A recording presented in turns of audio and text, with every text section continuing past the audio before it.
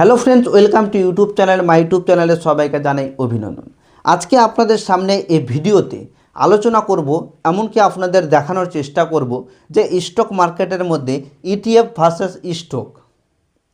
একজন নতুন বিগিনার বন্ধু যখন স্টক মার্কেটের মধ্যে ট্রেডিং করতে আসে, তখন সেই ব্যক্তিকে কিভাবে ট্রেড করা উচিত, ইটিএফের মধ্যে না স্টকের মধ্যে, আজকের ভিডিওতে পুরো ডিটেলসে আলোচনা করব।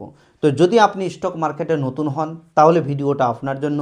ভিডিওটা স্কিপ করবেন না, পুরো ভিডিওটা দেখবেন আর দেখে জেনে নেবেন যে একজন বিগিনারকে প্রথমে কোথায় ট্রেড করা উচিত এবং কিভাবে ট্রেড করা উচিত। এছাড়াও এই ভিডিওর মাধ্যমে আলোচনা করব যে একজন স্টক মার্কেটের মধ্যে যে ব্যক্তি আসে কোনটা সহজ হবে বা কোন ব্যক্তির জন্য কোনটা সুইটেবল, কোনটা কাকে ইউজ করতে হবে। তো অবশ্যই ভিডিওটা স্কিপ করবেন না, পুরো ভিডিওটা দেখবেন। আর ভিডিওটা দেখার পরে যদি ভালো লাগে তাহলে অবশ্যই চ্যানেলটিকে সাবস্ক্রাইব করে পাশে থাকবেন এবং অন্যদের কাছে শেয়ার করবেন। তো বন্ধুরা, আপনারা জানেন যে ইটিএফ মানে হচ্ছে এক্সচেঞ্জ ট্রেডিং ফান্ড, যার মধ্যে একটা ইটিএফের মধ্যে বিভিন্ন রকমের কোম্পানি থাকে। কিন্তু স্টক মানে হচ্ছে কোনো একটা কোম্পানি, ধরে নিন যে হচ্ছে টাটা মোটরস বা রিলায়েন্স বা এইচডিএফসি ব্যাংক বা এসবিআই ব্যাংক, এ সকল হচ্ছে একটা করে কোম্পানি। তো ইটিএফের মধ্যে ধরে নিন যে নিফটি 50 রয়েছে, নিফটি 50 ইটিএফ। তো নিফটি 50 ইটিএফের মধ্যে কি থাকে, 50টা কোম্পানি থাকে, 50টা কোম্পানি থাকে। কিন্তু টাটা মোটরসের মধ্যে কি থাকে, একটা মাত্র কোম্পানি থাকে। তো যদি আপনি টাটা মোটরসকে বাই করেন তো তাহলে একটা স্টক বাই করবেন, কিন্তু একটা নিফটি 50 যদি ইটিএফ বাই করেন সেক্ষেত্রে কিন্তু একসাথে আপনি কিন্তু 50টা কোম্পানির মধ্যে ইনভেস্ট করছেন। ঠিক আছে। আর স্টকের মধ্যে আপনি যদি ইনভেস্ট করতে যান কোনো একটা কোম্পানির একটা মালিকানা হতে পারবেন, কিন্তু এর মধ্যে কিন্তু আপনি মালিকানা হতে পারবেন না। ধরে নিন যে আপনি টাটা মোটরসের একটা শেয়ার বাই করেছেন, তাহলে টাটা মোটরস কোম্পানির একটা শেয়ারের মালিকানা হচ্ছেন আপনি। যেভাবে শেয়ারের দাম বাড়বে বা যেভাবে শেয়ারের দাম কমবে সেই মতো কিন্তু আপনাকে প্রফিট অ্যান্ড লস গ্রহণ করতে হবে। যদি 100 টাকার শেয়ার 1000 টাকা চলে যায়, কোম্পানি কিন্তু আপনাকে 1000 টাকাই দেবে। আর যদি 100 টাকার শেয়ার 10 টাকা চলে আসে সেক্ষেত্রেও কিন্তু আপনার কোম্পানি আপনাকে 10 টাকাই দিবে, তার বেশি দিবে না। কারণ সেই কোম্পানির একটা ক্ষুদ্র মালিকানা হচ্ছেন আপনি, এটা ভালো করে জেনে রাখবেন। কিন্তু ইটিএফের মধ্যে আপনি আপনার টাকাকে যখন ইনভেস্ট করলেন তখন কোনো একটা কোম্পানি, যেমন নিফটি 50 ইন্ডেক্স, নিফটি 50 ইন্ডেক্সকেও কেউ চালাচ্ছে, তাহলে আপনি কিন্তু তার উপর ভরসা করে বা তার যে সকল কোম্পানি রয়েছে তার মধ্যে ইনভেস্ট করলেন। আপনার উপরে কিন্তু একটা মাথা রয়েছে, তো এর উপরে কিন্তু আপনি নিজেই একজন ইনভেস্টার, এর উপরে কিন্তু আপনি নিজে ইনভেস্টার নন। ইটিএফের মধ্যে ইনভেস্ট করতে গেলে 50টা ভাগে আপনার টাকা ভাগ হয়ে যাবে, কিন্তু এখানে আপনার টাকা একটাই স্টক বা একটা শেয়ারের মধ্যে আপনি ইনভেস্ট করেছেন।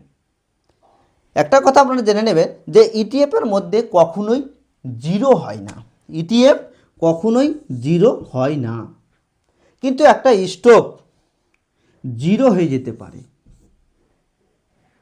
একটা স্টক জিরো হয়ে যেতে পারে, কিন্তু ইটিএফ জিরো হয় না। এর কারণ এর মধ্যে যে আপনি 50টা কোম্পানি দেখেছেন সেই 50টা কোম্পানি একবারে কখনোই ডুববে না। যদি এর মধ্যে 1 থেকে 2টা কোম্পানি ডুবেও যায় সেক্ষেত্রেও কিন্তু আপনার টাকা এখানে বাড়তেই থাকবে। কিন্তু স্টকের মধ্যে যদি আপনি একটা স্টক বাই করেছেন, ভুলভাল শেয়ারে ইনভেস্ট করে ফেলেছেন, যদি সে শেয়ারটা ঠিকঠাক না থাকে, তার ব্যাকগ্রাউন্ড না জেনে যদি আপনি ভুল করে ইনভেস্ট করে থাকেন তাহলে অবশ্যই আপনার কিন্তু টাকাটা জিরো হয়ে যাবে, ধীরে ধীরে মার্কেট নিচে নামবে। কিন্তু ইটিএফের মধ্যে কখনোই জিরো হবে না। আপনার হয়তো লস হতে পারে কিন্তু পরবর্তীতে আবার সেটা প্রফিট দেখাবে। কিন্তু একটা স্টক যদি ভুলভাল কিনে নেওয়া যায় সেক্ষেত্রে সেই টাকাটা ডুবে যেতে পারে বা জলে যেতে পারে বা জিরো হয়ে যেতে পারে।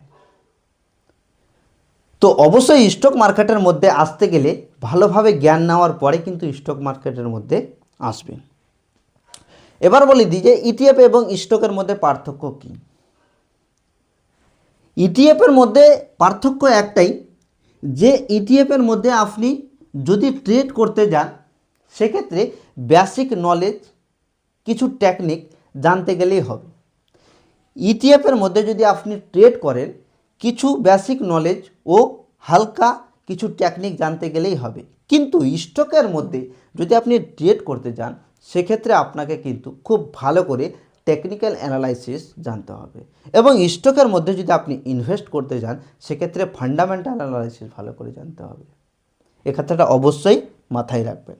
তো বুঝতে পেরেছেন যে ইটিএফের মধ্যে বিশেষ কোনো জ্ঞান লাগে না, সাধারণ জ্ঞান থাকলেই হবে। কিন্তু স্টকের মধ্যে ইনভেস্ট করতে বা ট্রেডিং করার জন্য খুব ভালো করে স্টক মার্কেটকে বুঝতে হবে এবং তার চার্ট সম্পর্কে জ্ঞান অর্জন করতে হবে। আর যদি ইনভেস্ট করতে চান সেক্ষেত্রে তার ফান্ডামেন্টাল চেক করতে হবে। তো আশা করি বুঝতে পেরেছেন যে ইটিএফ ভার্সেস স্টক কী। এবার বলে দিই যে ইটিএফ ভার্সেস স্টক মানুষ কোনটা কার জন্য বেশি সুইটেবল বা কোনটা কাকে করা উচিত। তো ধরে নিন যে আপনি স্টক মার্কেট থেকে ইনকাম করতে চাইছেন একটা নিয়মিত, একজন ব্যক্তি স্টক মার্কেট থেকে একটা নিয়মিত ইনকাম করতে চাইছেন। সে স্টক মার্কেট সম্পর্কে অনেক কিছুই জানে, ঠিক আছে, অনেক কিছুই জানে, কিন্তু সে বেশি রিস্ক নিতে চাইছে না বা সব সময় সে কিন্তু চার্ট দেখতে চাইছে না। যে হয়তো অনেক ব্যক্তি আছে যারা চাকরি করে বা বিজনেস করে, তারা কিন্তু মার্কেটের মধ্যে বসে থাকতে পারে না। স্টক মার্কেট সম্পর্কে তাদের ধারণা বা জ্ঞান আছে ঠিকই, কিন্তু সব সময় স্ক্রিনের সামনে বসে থাকতে পারবে না। তাদের জন্য হচ্ছে ইটিএফ সবচেয়ে ভালো। ইটিএফ হচ্ছে তাদের জন্য সবচেয়ে ভালো। কোন ব্যক্তিদের জন্য? যারা স্টক মার্কেট সম্পর্কে জ্ঞান নিয়েছে, চার্টের সামনে সবসময় বসে থাকতে পারবে না, তাদের জন্য হচ্ছে ইটিএফ। আর যে সকল ব্যক্তিরা স্টক মার্কেটের সঙ্গে অনেক দিন ধরে যুক্ত আছে এবং স্টক মার্কেট সম্পর্কে খুব ভালোভাবে জানে বা স্টক মার্কেটে বসে থাকার জন্য তার কাছে সময় আছে বা টাইম আছে, সে সবসময় স্ক্রিনের সামনে বসে থাকতে পারবে, তাদের জন্য হচ্ছে এই স্টক বা ট্রেডিং করা। এটা হচ্ছে যে সকল ব্যক্তিরা সবসময় স্ক্রিনের সামনে বসে থাকবে বা স্টক মার্কেটে ট্রেডিং করতে চাইছে তাদের জন্য সুইটেবল। আর যে সকল ব্যক্তিরা স্টক মার্কেট সম্পর্কে জ্ঞান অর্জন করে বসে আছে, তাদের সময় নেই যে স্টক মার্কেটে চার্ট দেখার বা স্টক মার্কেটে স্ক্রিনের সামনে বসে থাকার, তাদের জন্য হচ্ছে ইটিএফ।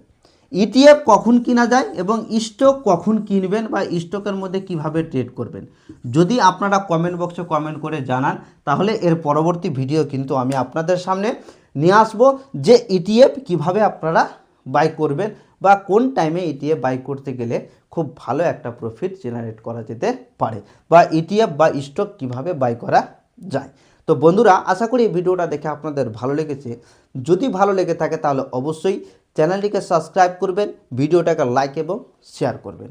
তো আজকের মতো ভিডিও এখানেই, আবার দেখা হবে নতুন একটা ভিডিওর সঙ্গে। ততক্ষণের জন্য আপনারা ভালো থাকুন, সুস্থ থাকুন। থ্যাংক ইউ, ধন্যবাদ।